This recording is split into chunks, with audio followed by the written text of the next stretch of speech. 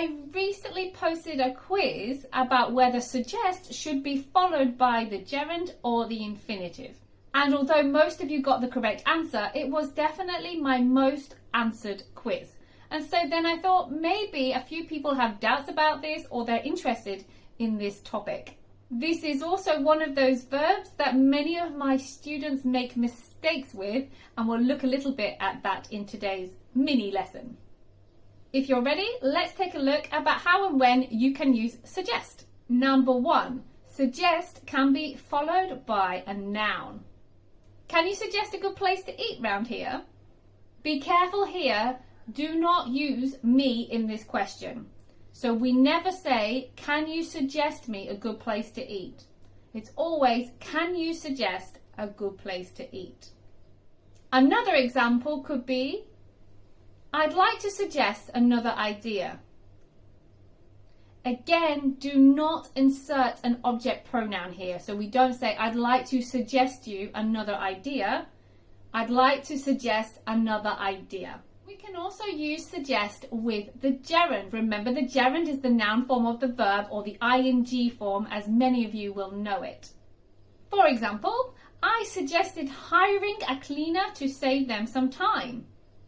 I suggested doing something. I suggest studying English a little and often for the best results. So I make this suggestion to my students. I say, I suggest studying. And the other way that we can use suggest is with a that clause. In these type of clauses, we're actually using the subjunctive. In many languages, the subjunctive can look a little bit different to the indicative mood. In English, it's often pretty difficult to tell when we are using the subjunctive or not. Most of the time, you can only tell when you use the third person singular. We'll look at some examples. I suggest that you leave home at least 3 hours before your flight. It looks the same, right? Because here we're using you. Let's change you to he. I suggest that he leave at least 3 hours before his flight. So as you can see here, we've removed the S. This is the only way that you can tell it's a little bit different to the indicative mood. And remember, when you use suggest with a that clause, one other point to note here is that that is optional. So sometimes you will hear people use that in the more formal sentences, and sometimes they use it without that, but it's the same structure in reality. But with this structure, we are making a suggestion to a specific person. I suggest that you do something. I suggest that he do something.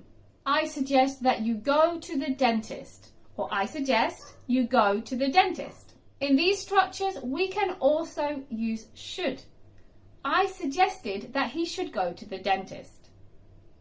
Okay, that's it for today's mini lesson on suggest. I hope it has clarified any doubts that you may have had about this verb. It's a very tricky verb, so don't worry if you're not too confident with it. If you have found this lesson useful, please don't forget to give it a like. That helps me to know that I'm helping you. Thanks for watching. See you in the next lesson.